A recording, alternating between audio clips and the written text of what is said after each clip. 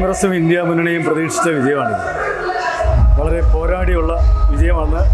ജനങ്ങൾ ഉദ്ഘോഷിക്കുന്ന ഈ വിജയം സത്യം പറഞ്ഞാൽ നമ്മുടെ നാട്ടിൽ വളർന്നു വരുന്ന എല്ലാ അനാപത്തുകൾക്കെതിരെ വിരൽ ചൂണ്ടുന്ന ശശി തരൂർ എന്നുള്ള ഒരു വിസ്മയത്തിൻ്റെ വിജയമായി ഇതിനെ കണക്ക് കൂട്ടണം. ഇത് ഇന്ത്യൻ രാഷ്ട്രീയത്തിൽ വളർന്നു വരേണ്ട സംസ്കാരമാണ്. ഇന്ത്യൻ രാഷ്ട്രീയത്തിൽ ഒഴിവാക്കേണ്ടതിന് എന്താണോ ഒഴിവാക്കേണ്ടത് അത് ഒഴിവാക്കിക്കൊണ്ട് സമ്പൂർണ്ണമായ വിജയം നേടാൻ ശശി തരൂരിന് കഴിഞ്ഞതിൽ ഇന്ത്യൻ നാഷണൽ കോൺഗ്രസ് അഭിമാനിക്കുകയാണ്.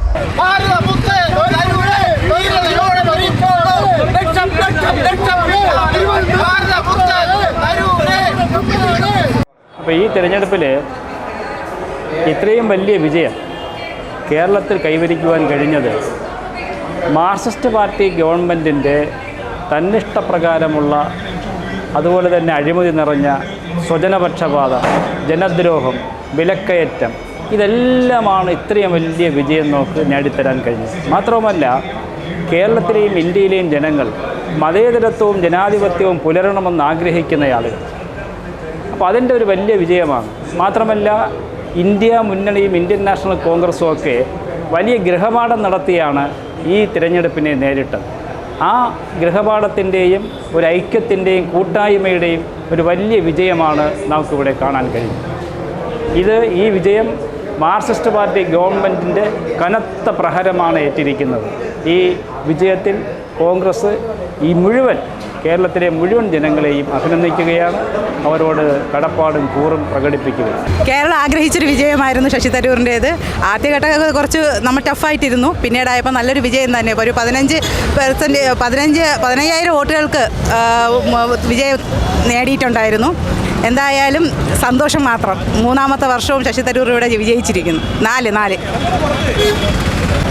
ഇത് ജനാധിപത്യത്തിൻ്റെ വിജയമാണ്. പണാധിപത്യത്തിനെതിരെ ജനാധിപത്യത്തിൻ്റെ വിജയമാണ്.